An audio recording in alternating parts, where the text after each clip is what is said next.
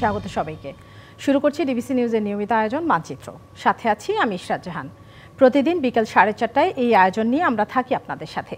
চেষ্টা করি সারা দেশের নানা সংকট সম্ভাবনার কথা জানাবার। কথা বলি আঞ্চলিক থেকে জাতীয় পর্যায়ে সংশ্লিষ্ট কর্তৃপক্ষের সাথে। তুলে ধরি মানুষের দুঃখ দুর্দশা, আশা নিরাশার কথা। রবীন্দ্রনাথ ঠাকুরের 165তম জন্মদিন আজ। 1268 বঙ্গাব্দে 25শে বৈশাখ কলকাতার জোড়াসাঁকোর ঠাকুরবাড়িতে জন্মগ্রহণ করেন তিনি। বিশ্ব বাঙালির প্রাণের মানুষ রবীন্দ্রনাথ ঠাকুর শিল্প সাহিত্যের সব শাখায় বিচরণ করেছেন আপন দুতিতে। বিশ্ব জয় করা এই বাঙালি মনীষী এখনও সুখে দুঃখে প্রেমে বিরহে বিদ্রোহে আশ্রয় হয়ে আছেন সবার। রবীন্দ্র প্রেমীদের বিশ্বাস যুদ্ধ বিগ্রহের এই পৃথিবীতে তার অহিংস দর্শনের মধ্য দিয়েই ঘটবে মানবতার মুক্তি। রবীন্দ্রনাথ তার জীবনদশায় পরাধীন ভারতবর্ষে দেখেছেন বিশ্বযুদ্ধ, দেখেছেন দুঃশাসন। সেই বৈরী সময়েও আস্থা রেখেছেন মানুষের ওপর, গেয়েছেন জীবনের জয়গান, রচনা করেছেন মুক্তির মন্ত্র। আজকের আয়োজন মানচিত্র। 1.5 শতাব্দী পেরিয়েও হেরে রবীন্দ্রনাথ। এই নিয়ে আলোচনায় আমাদের সাথে যুক্ত হচ্ছেন কুষ্টিয়া থেকে ইসলামী বিশ্ববিদ্যালয়ের বাংলা বিভাগের অধ্যাপক ডক্টর সরওয়ার মুর্শেদ এবং সিলেট থেকে রবীন্দ্রসঙ্গীত শিল্পী মমিতা সিনহা। আপনাদের দুজনকে স্বাগত জানাচ্ছি আজকের মানচিত্রে। রবীন্দ্রনাথের যত সৃষ্টি সব কিছুকে বোধহয় ছাপিয়ে যায় তার গান আর কবিতা। তো আজকে অনুষ্ঠান শুরু করতে চাই রবীন্দ্রনাথের গান দিয়ে। মমিতা সিনহা, যদি আমাদেরকে একটা গান শোনান।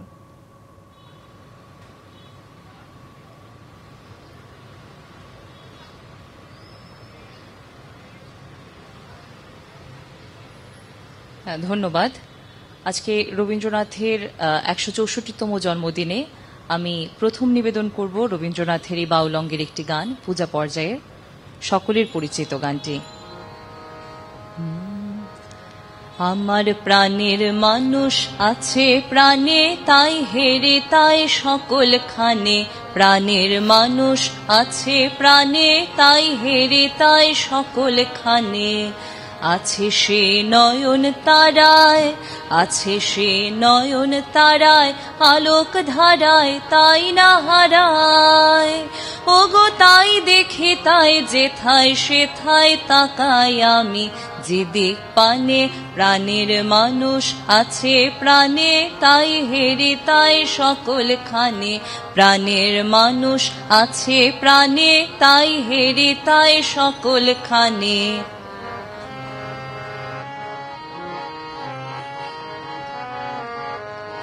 আমি তার মুখের কথা শুনবো বলে গেলাম কোথা। আমি তার মুখের কথা শুনবো বলে গেলাম কোথা। শোনা হলো না, হলো না।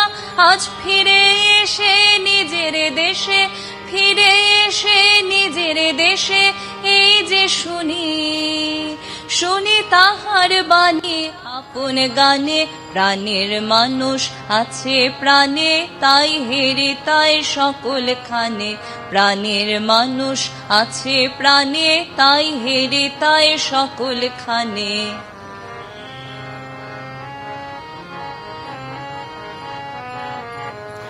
কে তোরা খুঁজিস তারে কাঙাল বেশে দাঁড়ে দাঁড়ে। কে তোরা খুঁজিস তারে কাঙাল বেশে দাঁড়ে দাঁড়ে। দেখা মেলে না, মেলে না। তোরা আয় রে ধেয়ে দেখ রে চেয়ে, আয় রে ধেয়ে দেখ রে চেয়ে আমার বুকে। ওরে দেখ রে আমার দুই নয়নে।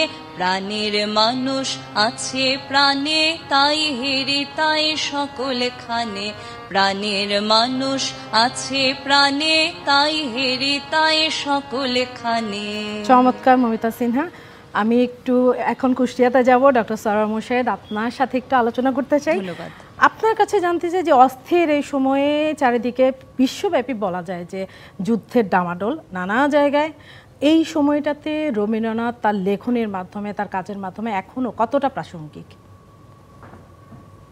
আমি রবীন্দ্রনাথের ওই গানের কথাতে দিয়ে শুরু করি। প্রাণের মানুষ আছে প্রাণে, আমার প্রাণের মানুষ আছে প্রাণে। আমরা যদি সত্যি সত্যি রবীন্দ্রনাথকে আমাদের প্রাণের মানুষ মনে করি এবং মনে করতে পারি এবং প্রাণের মানুষ বলে গ্রহণ করতে পারি, তাহলে ব্যক্তিগতভাবে ভাবে যেমন তেমন সামগ্রিকভাবেও আমরা আমাদের হিংসা, বিদ্বেষ, আমাদের ক্রূরতা, আমাদের যা কিছু পশুত্ব, পশু থেকে মানুষকে যা যা যে উপাদানগুলো মানুষকে আলাদা করে, সেই গুণাবলী রবীন্দ্রনাথের কাছ থেকে পেতে পারি।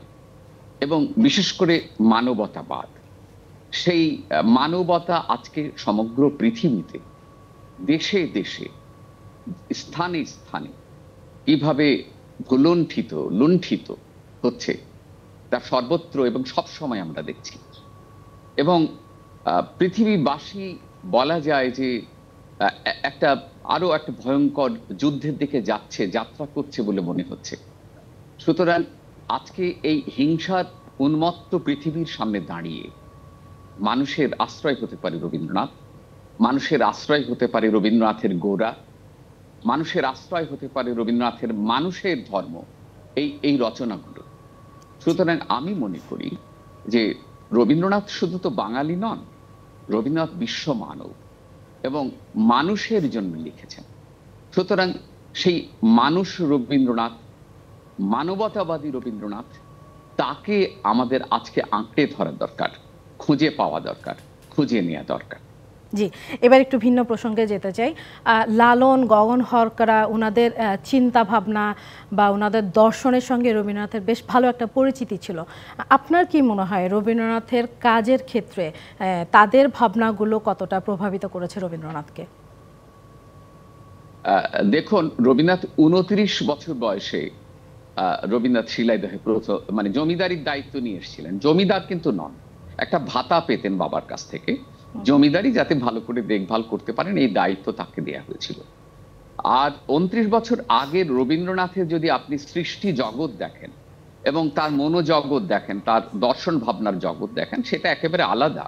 পূর্ববঙ্গে আসার পরে রবীন্দ্রনাথ, আমি তো বলি যে এই রবীন্দ্রনাথের দ্বিতীয় জন্ম হয়েছে বাংলাদেশে, আজকের বাংলাদেশে, তৎকালীন পূর্ববঙ্গে, এবং এই বাউল মাটিতে।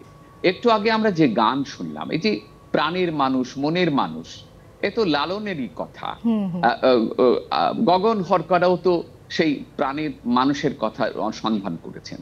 এবং আপনি দেখবেন যে আমাদের যে লোকায়ত সংস্কৃতি, যাকে লোক সংস্কৃতি বলি, বা আমরা একটু শহরে থাকি বলে গ্রামের এই সংস্কৃতিকে একটু নিচু মানের সংস্কৃতি হিসেবে দেখি।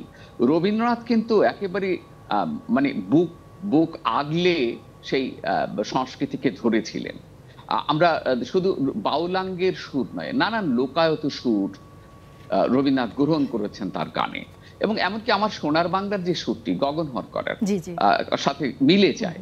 এছাড়া পাবনা অঞ্চল থেকে যে রবীন্দ্রনাথের যে সমস্ত লোক ছড়া সংগ্রহ করেছিলেন, সেগুলো তো আমাদের লোক সাহিত্য।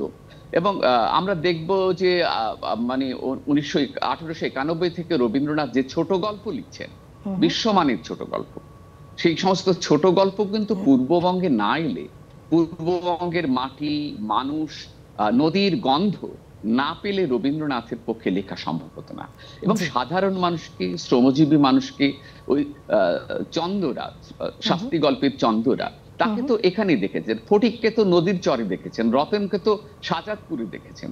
রবীন্দ্রনাথ এইভাবে একেবারে সাধারণ মানুষের রবীন্দ্রনাথ হওয়ার চেষ্টা করেছেন, তাদেরকে সাহিত্যে রূপায়ণ করার ভেতর দিয়ে। এবং লালনের দর্শন এবং অন্যান্য লোককবিদের দর্শন তিনি নির্দ্বিধায় নিয়েছেন। জি, ডক্টর সরওয়ার মুর্শেদ, আমরা আরো আলোচনা করবো, নিশ্চয়ই গানও শুনবো। একটা ছোট বিরতি নিয়ে আসতে চাই। মানচিত্র একটা বিরতি নিচ্ছি, সাথে থাকুন, দেখছেন মানচিত্র। আজ আলোচনা করছি 1.5 শতাব্দী পেরিয়েও হেরি রবীন্দ্রনাথ এই প্রসঙ্গে। এ নিয়ে আলোচনায় আমাদের সাথে যুক্ত হচ্ছেন কুষ্টিয়া থেকে ইসলামী বিশ্ববিদ্যালয়ের বাংলা বিভাগের অধ্যাপক ডক্টর সরওয়ার মুর্শেদ এবং সিলেট থেকে রবীন্দ্রসঙ্গীত শিল্পী মমিতা সিনহা। আপনাদের দুজনকে আবারও স্বাগত জানাচ্ছি। আমি এবার কুষ্টিয়াতে আগে যেতে চাই। ডক্টর সরওয়ার মুর্শেদ, আপনার কাছে আগে আসতে চাই। আপনার কাছে যেটা জানতে চাই এবার, সেটা হচ্ছে যে রবীন্দ্র চর্চা বেড়েছে না কমেছে, এইটা একটা প্রশ্ন। আরেকটা প্রশ্ন হচ্ছে যে রবীন্দ্রনাথের গান নিয়ে বিশেষ করে নানা রকমের পরীক্ষা নিরীক্ষা চলছে, ফিউশন হচ্ছে, এইটা নিয়ে আপনার মতামত কি বা আপনার পর্যবেক্ষণটা কি? হ্যাঁ, আমি প্রথম প্রশ্নের উত্তর দিয়ে শুরু করি যে রবীন্দ্রনাথের চর্চা বেড়েছে কিনা, বা গানের চর্চা বেড়েছে কিনা, বা রবীন্দ্র সাহিত্যের চর্চা বেড়েছে কিনা। এইটার দুটো দিক থেকে বলা যায় যে বাংলাদেশে বিশ্ববিদ্যালয় বেড়েছে, এবং প্রায় অধিকাংশ সাধারণ বিশ্ববিদ্যালয়ে বাংলা বিভাগ খোলা হয়েছে। সেক্ষেত্রে হ্যাঁ, রবীন্দ্রনাথের সাহিত্য পড়ছে নানা বিভাগে শিক্ষার্থীরা, সেই দিক দিয়ে একাডেমিক ভাবে হয়তো কিছু মানে পাঠক বেড়েছে রবীন্দ্র সাহিত্যের, বা গবেষক হয়তো বাড়ছে, বা লেখালেখি বাড়ছে রবীন্দ্রনাথকে নিয়ে। কিন্তু আম জনতার কথা যদি বলি, যে আমাদের ওই যে স্কুল পাঠ্য, কলেজ পাঠ্য বা প্রাইমারি স্কুল পাঠ্য, এর বাইরে আমরা ব্যক্তিগতভাবে কে কটা বই পড়ি, এটা নিজেদেরকে প্রশ্ন করলে আমরা বুঝতে পারি যে রবীন্দ্রনাথের মানে সাহিত্য আমরা কতটা পাঠ করছি, সেটা একটা দিক। আর গানের দিকটা হচ্ছে যে হ্যাঁ, গানের দিকটা অনেকটা বেড়েছে, কারণ গানটা এখন যদি বাংলাদেশের কিছু প্রতিষ্ঠানের কথা বলতে হয়, সেই সমস্ত প্রতিষ্ঠান তাদের শাখাও রয়েছে বিভিন্ন জেলায়, তারা চেষ্টা করছে যে শুদ্ধভাবে রবীন্দ্রসঙ্গীতের চর্চার এবং ছোটদেরকে তৈরি করার। সেই দিক থেকে বাংলাদেশে কিছু কাজ হচ্ছে, আমি মনে করি রবীন্দ্রসঙ্গীতের কিছু শিল্পী তৈরি হচ্ছে। কিন্তু শিল্পী তৈরি হচ্ছে, কিন্তু রবীন্দ্রনাথ মনস্ক মানুষ তৈরি হচ্ছে কিনা, সেখানেও একটা সংশয় আছে। আর আপনার যে দ্বিতীয় প্রশ্ন, যেটা রবীন্দ্রনাথের গান নিয়ে যে নানান রকম ফিউশন হচ্ছে বা পরীক্ষা নিরীক্ষা হচ্ছে, এটা তো লালনকে নিয়েও আমরা করছি। তো আমার মনে হয় যে আসলে লালনের গানের যদি আপনি মাটির গন্ধ আছে, এখানে একতারা, হয়তো একটা সামান্য একটা বাদ্যযন্ত্র, সেই বাদ্যযন্ত্রর অনুষঙ্গে লালন গীতি শুনলে যে লালনের ভাবের যে প্রকাশ বা তা অনুধাবন করার যে সুযোগটা ঘটে, সেখানে অনেক রকম ওয়েস্টার্ন বাদ্যযন্ত্র দিয়ে যখন আমরা লালন গীতি শুনি বা রবীন্দ্রসঙ্গীত শুনছি, তখন কিন্তু আমরা সেই গানের ভাব থেকে দূরে ভাবটা নিতে পাচ্ছি না। আমার মনে হয় বাদ্যযন্ত্রের মানে কি বলবো, মানে এটা যন্ত্রণার কারণে। তো সেই দিক থেকে আমার মনে হয় যে রবীন্দ্রনাথের গান নিয়ে, লালনের গান নিয়ে, নজরুলের গান নিয়ে পরীক্ষা নিরীক্ষা না করাই ভালো। কে পরীক্ষা নিরীক্ষা করতে চাইলে নিজেদের গান রচনা করে পরীক্ষা নিরীক্ষা করবেন, সেটা ভালো। আর যেটা হয় যে এক একটা সঙ্গীতের এক এক ধরনের ইনস্ট্রুমেন্ট, এক এক ধরনের আবেদন থাকে, জি, প্রত্যাশা করে। জি, অসংখ্য ধন্যবাদ। আমার মনে হয় যে এই ধরনের পরীক্ষা নিরীক্ষা না করাই ভালো। জি, ধন্যবাদ ডক্টর সরওয়ার মোর্শেদ। আমরা গান শুনতে শুনতে অনুষ্ঠানটা শেষ করতে চাই, তার আগে আমি একটু দর্শকদের কাছ থেকে বিদায় নিয়ে নেব। দর্শক, এই ছিল আজকের মানচিত্র। আগামীকাল অন্য কোনো বিষয়, অন্য কোনো এলাকার অতিথিদের নিয়ে হাজির হব। টিভিসি নিউজের সঙ্গে থাকুন। সিলেটে যাবো মমিতা সিনহা, আপনি যদি আমাদের আরেকটা গান শোনান।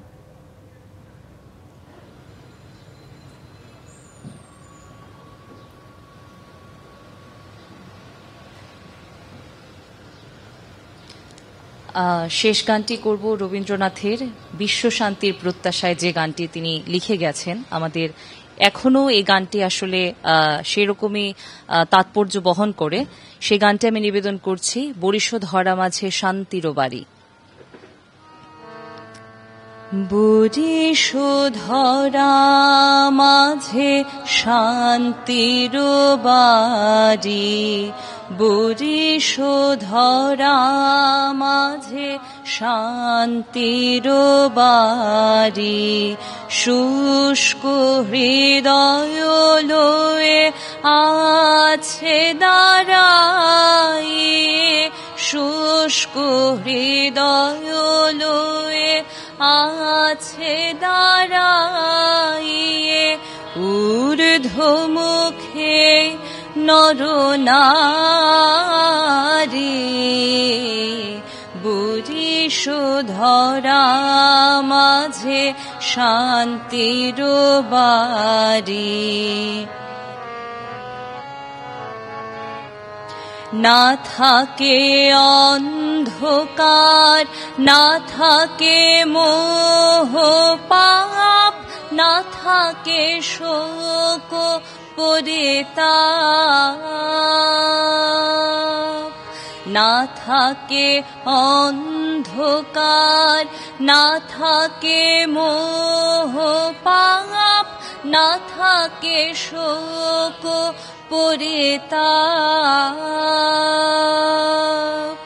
হৃদয় বিমল হোক, প্রাণ সবল হোক, হৃদয় বিমল হোক, প্রাণ সবল হোক, বিঘ্ন দাও অপসারে, বরিশ ধরা মাঝে শান্তির বাড়ি। কেন এ হিংসা দেশ, কেন এ ছদ্মবেশ,